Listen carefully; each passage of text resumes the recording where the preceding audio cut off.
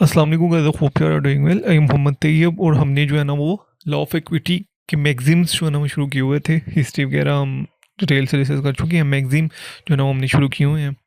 आज का जो हमारा इम्पोर्टेंट मैगजीम है, ठीक है, अगर आपने वो नहीं देखी प्लेलिस्ट तो आप जो है ना वो प्लेलिस्ट में जाके तो जहाँ से जो है ना वो इक्विटी के जो है ना वो मैगजीम्स प्रिंसिपल जो है ना वो देखिए। इसमें सबसे पहले मैं आपको एक चीज़ बताऊं कि आपको इक्विटी के बेसिक प्रिंसिपल्स का पता होना चाहिए, ठीक है। तो मैं ये कंसीडर करता हूँ कि आपने पहले वाले लेक्चर्स लिए होंगे, तब भी जो है ना वो आप ये वाला लेक्चर सुन रहे हैं, ठीक है। अगर तो आपने वो नहीं लिए तो आपको इसकी समझ नहीं आएगी। तो पहले वो लेक्चर सीक्वेंस वाइज लीजिए ताकि आपको जो है ना वो इस लेक्चर की, इस टॉपिक की इजीली समझ आ जाए।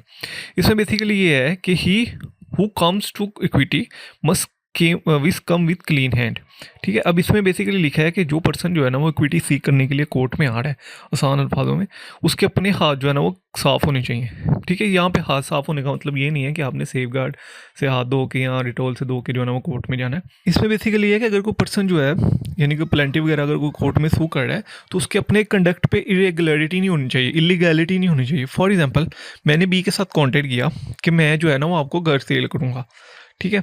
अब मैंने जो बी के साथ कांटेक्ट किया, मैंने बेसिकली उसको घर जो है ना वो सी ब्लॉक वाला दिखाया, लेकिन मैं उसके साथ जो कांटेक्ट में एंट्रीज की वो मैंने जी ब्लॉक वाले जो घर था, ठीक है, जिसकी कोई इतनी खास वैल्यू नहीं थी, मैंने उस घर की एंट्री की, ठीक है। तो जब मैं कोर्ट में सू किया कि इस कॉन्ट्रैक्ट को जो है ना वो परफॉर्म किया जाए प्रॉपर्ली, अदरवाइज मुझे लॉस होगा, तो कोर्ट ने बोला कि आपका अपना कंडक्ट जो है ना वो इलीगल है। तो कोर्ट मुझे कहेगी कि हमने जो भी को घर दिखाया था वो सी ब्लॉक में दिखाया था, ठीक है, लेकिन जो आपने कॉन्ट्रैक्ट में जो घर एंटर किया है और जिस चीज़ के आप पैसे ले रहे हैं वो आप सी ब्लॉक वाले घर के मुताबिक पैसे ले रहे हैं, लेकिन बेसिकली आप थ्रू एग्रीमेंट उसको जो घर ट्रांसफ़र कर रहे हैं, जिस की ओनरशिप आप ट्रांसफ़र कर रहे हैं, वो जी ब्लॉक वाला है, ठीक है, जिसकी उतनी वैल्यू नहीं है, ठीक है। तो यहाँ पे कोर्ट जो है ना वो बेसिकली मुझे रिलीफ प्रोवाइड करने से मना कर देगी। ये बेसिकली ये मैगजीम कहती है, ठीक है। इस मैगजीम का बेसिक पर्पज़ यही है कि अगर एक पर्सन जो है वो गिल्टी है, ठीक है, इलीगल और इमोरल कंडक्ट है उसका, ठीक है, अगेंस्ट द डिफेंडेंट। यहाँ पे जैसे कि मैं प्लेंटिव था, मैंने कोर्ट में सू किया, ठीक है, तो मैं प्लेंटिव था, ठीक है। अब मेरा जो कंडक्ट था वो इलीगल था, ठीक है, और इमोरल था। इलीगल मीन्स कि मैंने उसको सी ब्लॉक वाला घर दिखा के और सेल मैं उसको जी वाला कर रहा था, और पैसे मैं उसको जो है ना उससे जो ले रहा था वो सी ब्लॉक वाले घर के ले रहा था, जो कि काफ़ी एक्सपेंसिव है, ठीक है, लेकिन जो घर में उसको सेल कर रहा था वो जी ब्लॉक वाला था। तो ये बेसिकली कोर्ट ने कहा कि आप बेसिकली उसके साथ फ्रॉड कर रहे थे। तो अगर एक पर्सन फ्रॉड करके कोर्ट में आता है तो कोर्ट ऑफ चांसरी है, जो इक्विटी कोर्ट है, वो उसको इक्विटेबल रिलीफ प्रोवाइड नहीं करती, ठीक है। तो ये बेसिक प्रिंसिपल था जो कि इस केस में ग्रॉस वर्सेस क्रॉस में हेल्ड हुआ था कि अगर वो पर्सन जो है वो कोर्ट में आ रहा है रिलीफ लेने के लिए, तो सबसे पहले उसका कंडक्ट देखा जाएगा कि क्या उस पर्सन का अपना कंडक्ट जो है वो मेलाफाइडे तो नहीं था, ठीक है, उसमें कोई फ्रॉडुलेंटली या इलीगलिटी तो इन्वॉल्व नहीं थी। अगर तो उसमें कोई फ्रॉडुलेंटी या इलीगलिटी इन्वॉल्व थी तो कोर्ट उसको रिलीफ नहीं देगी, ठीक है। इसका मीनिंग भी बेसिकली ये है कि he had committed N in equity shall not equity, ठीक है, शैल नॉट हैव इक्विटी। अगर कोई पर्सन जो है ना वो इन इक्विटी करके कोर्ट में आता है, ठीक है, तो उसको जो है ना वो इक्विटेबल रिलीफ जो है ना वो प्रोवाइड नहीं किया जाएगा, ठीक है। जो बेसिक है इस मैगजीम की वो बेसिकली इस लैटिन मैगजीम पे बेस करती है, एक्स टर्पिकूजा नॉन ऑडिटर एक्शन, जिसका मतलब ये है कि no cause of action arise from a base cause, in simply word can illegal cause that they can be low lawsuit, कि अगर कोई इलीगली कॉज कंडक्ट किया गया है, ठीक है, तो उसके ऊपर आप लॉ जो है ना वो सूट फाइल नहीं कर सकते, ठीक है। इसको हम फर्दर एग्जांपल के साथ डिटेल से नेक्स्ट पढ़ेंगे भी। फाउंडेशन ऑफ दिस मैगजीम, इस मैगजीम का बेसिक फाउंडेशन क्या है कि अगर एक पर्सन जो है वो गिल्टी ऑफ फ्रॉड है, जैसे कि यहाँ पे मैंने क्या किया था कि मैं उसके साथ फ्रॉड कमिट कर रहा था सी घर दिखा के, लेकिन मैं उसको जो है ना वो जेड ब्लॉक वाला घर जो है ना वो उसको ट्रांसफ़र कर रहा था उसकी ओनरशिप, ठीक है। तो यहाँ पे मेरा फ्रॉड था, इस वजह से उसने मुझे पैसे पूरे नहीं दिए। मैंने उसको कोर्ट में सू किया तो कोर्ट ने कहा कि भैया जो है वो क्लीन हैंड के साथ नहीं आए, ठीक है, तो पहले अपना कंडक्ट ठीक करिए फिर कोर्ट में आइएगा, ठीक है। उसके बाद an immoral consideration no cause of action can be found. अगर आपने कोई इमोरल कॉन्सिडरेशन किया है, फॉर एग्जांपल मैं उस ऐसी गाड़ी दिखाता हूँ जो कि बेसिकली क्लियर है, जिसमें कोई फॉल्ट नहीं है, ठीक है, लेकिन जब वो मुझे पैसे देने आता है, पैसे देने के बाद आधे पैसे वो दे देता है मुझे, ठीक है, लेकिन मैं उसको ऐसी गाड़ी दे देता हूँ, ठीक है, जिसमें बहुत ज़्यादा फ्लॉज हैं, एक दो दफ़ा जो है ना उसका एक्सीडेंट भी हो गया, तो यहाँ पे मेरा इमोरल कंडक्ट है, ठीक है। बाद में जब मैं उससे बाकी के पैसे डिमांड करने के लिए कोर्ट में सू करता हूँ तो कोर्ट मुझे कहेगी कि भैया आपने इमोरल कंडक्ट किया है, ठीक है, आपने जो एक्ट परफॉर्म किया वो जो है वो इमोरल एक्ट था, तो आप कोर्ट में नहीं आ सकते। Nobody can will be allowed to found an action on his own hand, ठीक है, और nobody can take benefit of in own hand, मैंने यानी कि मैं अपने कंडक्ट से बेनिफिट नहीं ले सकता। ये चीज़ हमने कॉन्ट्रैक्ट एक्ट में भी पढ़ी थी, ठीक है, कि अब कोई भी पर्सन जो है वो अपने ही कंडक्ट से जो है ना वो खुद को बेनिफिट नहीं दे सकता, ठीक है। उसके बाद वाइटल एलिमेंट ऑफ दिस मैगजिम, पहली चीज़ तो ये है कि प्लेंटिफ का कंडक्ट जो है वो अगर होगा तो कोर्ट ऑफ इक्विटी जो है वो उसको रिलीफ प्रोवाइड नहीं करेगी, यानी कि उसका अगर बैड कंडक्ट होगा तो कोर्ट ऑफ इक्विटी उसको रिलीफ प्रोवाइड नहीं करेगी।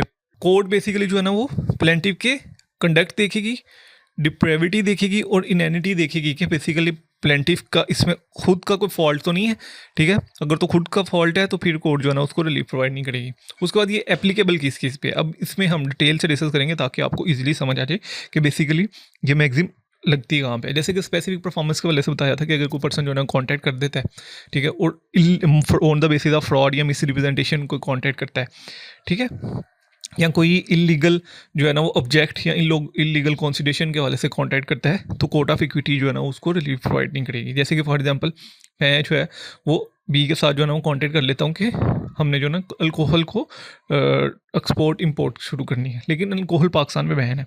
अब वो कॉन्ट्रैक्ट परफॉर्म नहीं करता, मैं कोर्ट ऑफ इक्विटी में यानी कि कोर्ट में चैलेंज नहीं कर सकता, ठीक है। कोर्ट मुझे कहेगी कि आपका इमोरल कंडक्ट है, इलीगल कंडक्ट है, ठीक है, तो आप इसकी बेस पे स्पेसिफिक परफॉर्मेंस जो है ना वो नहीं करवा सकते कोर्ट से, ठीक है। ऐसे ही इस केस में हुआ था। अब ये केस बेसिकली बहुत इंपॉर्टेंट है कि आपने एग्जाम में जरूर लिखना है, हाईवे मैन केस। इसमें ये हुआ था कि दो रोबर्ट्स जो है उन्होंने दो जो चोर थे उन्होंने आपस में मिल के जो है ना वो रॉबरी कमिट की।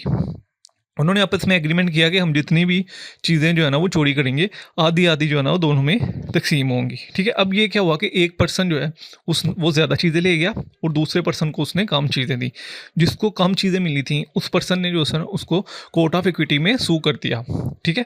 तो कोर्ट ऑफ इक्विटी ने बोला कि नो डाउट्स के कोर्ट ऑफ इक्विटी जो है ना वो रिलीफ ग्रांट करती है पार्टनर्स को, जो पर्सन आपस में पार्टनरशिप में हैं उनको रिलीफ ग्रांट करती है। लेकिन जो पर्सन जो है वो इलीगल एक्शन की बेस पे कोर्ट में आ रहे हैं, यहाँ पे अब दो चोरी करने के बाद कोर्ट में आ रहे थे, ठीक है, और एक बंदे ने उससे उसको जो है ना वो चोरी की चीज़ें जो है ना वो कम दी थी, तो उस बेस पे आप कोर्ट में आ रहे हैं, तो कोर्ट जो है इलीगल एक्शन पे आपको रिलीफ प्रोवाइड नहीं करेगी, ठीक है। यानी कि इस केस में भी बेसिकली यही हेल्ड किया गया था कि जो प्लेंटिफ का अपना कंडक्ट है वो इलीगल है, ठीक है। तो चूंकि प्लेंटिफ का अपना कंडक्ट इलीगल है क्योंकि वो चोर है, तो चोरों को सारी बात है इलीगल कंडक्ट है, ठीक है, तो आपको कोर्ट जो है ना वो रिलीफ प्रोवाइड नहीं करेगी। तो ये चीज़ जो है ना इस केस में हेल्ड हुई थी। उसके बाद अगर फ्रॉड कमिट किया, ठीक है, प्लेंटिफ ने, अब मैंने फ्रॉड कमिट किया बी के साथ, ठीक है, और मैं उसको सू कर देता हूँ कोर्ट में कि ये अपनी जो है ना बाकी का कॉन्ट्रैक्ट या एग्रीमेंट परफॉर्म नहीं कर रहा, तो कोर्ट मुझे कहेगी कि आपने फ्रॉड कमिट किया है, ठीक है, तो पहले खुद को जो है ना वो ठीक करके फिर आके जो है ना इसको इन्फोर्स करेगा। द थर्ड थिंग इज़ बेनामी ट्रांजेक्शन।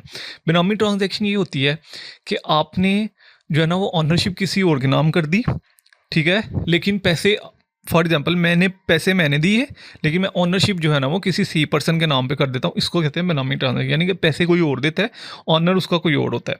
तो उस केस में भी जो कोर्ट ऑफ इक्विटी है वो रिलीफ प्रोवाइड नहीं करती। उसकी रीज़न बेसिकली ये हो गया, देखिए, अगर मैं पैसे दे रहा हूँ तो ऑर्डिनरी प्रूडेंस क्या कहती है, ऑर्डिनरी प्रूडेंस ये कहती है कि उसकी जो ऑनरशिप है वो भी मुझे मिलेगी, ठीक है, यानी कि ऑनर भी मैं आऊँगा। लेकिन अगर मैं किसी और को ऑनर कंसीडर कर रहा हूँ, यानी कि उसको कह रहा हूँ कि आप जो है ना उसके ऑनर बन जाएं, ठीक है, तो इसका मतलब है कि मेरा उसके पीछे कोई ना कोई कंडक्ट है, ठीक है। हो सकता है मैं टैक्स से बचने के लिए, या हो सकता है मैं कोई फ्रॉड कमिट करने के सेंस में जो है ना मैं किसी थर्ड पर्सन को ऑनर बना रहा हूँ, ठीक है। तो यहाँ पे भी कोर्ट ऑफ इक्विटी जो है ना मुझे रिलीफ प्रोवाइड नहीं करेगी। मैं कल को ये नहीं कह सकता कि इसका पैसे मैंने दिए थे, अब मुझे ऑनरशिप जो है ना मुझे ट्रांसफ़र की जाए। उसके बाद इनफैक्ट मिस रिप्रेजेंटेशन, ठीक है, miss representation is another ground कि अगर आपने किसी के साथ मिस रिप्रेजेंटेशन की है और फिर आप कोर्ट ऑफ चांसरी यानी कि इक्विटी कोर्ट में आ रहे हैं, तो कोर्ट आपको रिलीफ प्रोवाइड नहीं करेगी। इस केस में बेसिकली ये हुआ था ओवरटर्न वर्सेस बनिस्टर केस में। इसमें ये हुआ था कि एक माइनर फीमेल थी, ठीक है, जो है ना वो बेनिफिशरी थी एक ट्रस्ट में, ट्रस्ट प्रॉपर्टी थी, उसमें वो बेनिफिशरी थी।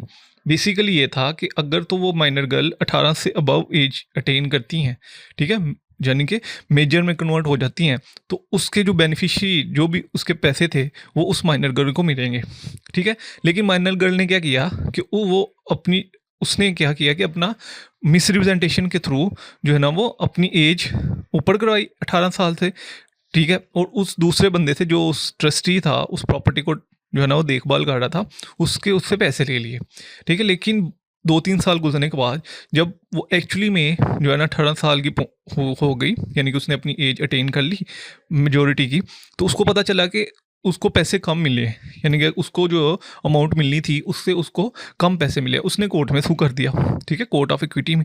तो इक्विटी कोर्ट ने कहा कि आपने थ्रू मिस रिप्रेजेंटेशन जो है वो पहले पैसे क्यों लिए थे, ठीक है। आपका तो राइट बनता था अब कि आप अब मेजोरिटी की एज अटेन की है तो आपका अब राइट बनता था, चूंकि आपने अपना कंडक्ट जो है वो इलीगल था, आपका अपना कंडक्ट इमोरल है, तो कोर्ट आपको रिलीफ प्रोवाइड नहीं करेगी, ठीक है। तो कोर्ट ने इस केस में माइनर को पैसे नहीं थे दिए जो उसके बंदे थे। कोर्ट ने कहा था कि आपका अपना इलीगल कंडक्ट है। उसके बाद एग्जम्पशन भी है इस केस में कि अगेंस्ट पब्लिक पॉलिसी जो है वो ये मैक्सिमम अप्लाई नहीं होगी। अनजस्ट प्लान जो है ना वो ये मैक्सिमम जो है ना वो अप्लाई नहीं होगी। उसके बाद इसके कुछ लिमिटेशंस भी हैं कि सिविल केसेस में ना उसका जनरली कंडक्ट नहीं देखा जाता, ठीक है, उस स्पेसिफिक सूट के वजह से कंडक्ट देखा जाता है। फॉर एग्जांपल मैंने एक चीज़ फ्रॉडुलेंटली की और दूसरा जो मैंने एग्रीमेंट किया वो बेसिकली गुड फेथ में किया था, ठीक है। फर्स्ट जो एग्रीमेंट है उसको सेपरेट किया जा सकता है, तो फर्स्ट एग्रीमेंट जो है ना वो उसको कोर्ट ऑफ इक्विटी इन्फोर्स नहीं करेगी, लेकिन जो सेकंड एग्रीमेंट है उसको जो है ना कोर्ट ऑफ इक्विटी जो है ना इन्फोर्स करवा सकती है। उसके बाद पाकिस्तान में किसकी कहाँ जहाँ पे एप्लीकेबल है, ट्रांसफर ऑफ प्रॉपर्टी में सेल डीड अगर की है, मॉर्गेज डीड की है, तो उसमें ये एप्लीकेबल है कानून शहादत।